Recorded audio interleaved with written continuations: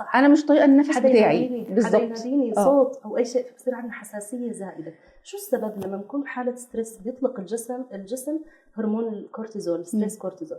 هذا الهرمون شيء جيد، بخلينا بحاله الحرب، بحاله الدفاع، بحاله الحمايه، بخلينا باعلى طاقه وباقصى طاقه.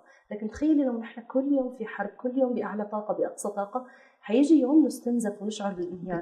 كيف حنعرف انه نحن استنزفنا؟ احيانا في علامات بسيطه يوميه، في ناس بتضل تهز ايديها او رجلها اذا لاحظتي هي طبعا هي دليل على الاسترس، جسمها عم يرجف. في ناس بتكز على اسنانها، كز كثير تلاقي خلال النهار او النوم، حتى عند الدكتور شكايات اسنان بالضبط، انا كازه على اسناني. في منهم قضم الاظافر، في منهم نتف الشعر. هي ابسط علامات غير منطوقه.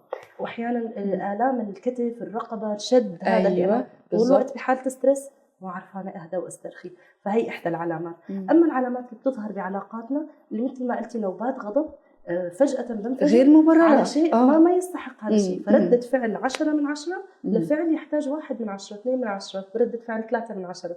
فردات الفعل الكبيرة، نوبات الغضب، الأرق، البكاء، الحزن الغير مبرر، أحيانا قد يتطور الاسترس على الفترات الطويلة لأمراض جسدية، ممكن يطلع سكري، ممكن يطلع ضغط، ممكن يطلع بأعراض حالة نفسية بتفرغ عضويا في الجسم حقيقة يعني. فقد لا ينتبه الشخص أنه هو عم يعاني من الاسترس والضغط حتى يطلع بجسده بأمراض جسدية.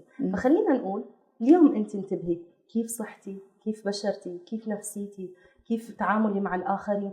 هي الأمور لو ماشية تمام معناها الضغط ضمن المحمول. لو في عندي مشكلة بالعمل، بالصحة، بالعلاقات، بدوري كأم، بنفسيتي، بجسدي، هون انتبه وأوقف وأشوف شو اللي عم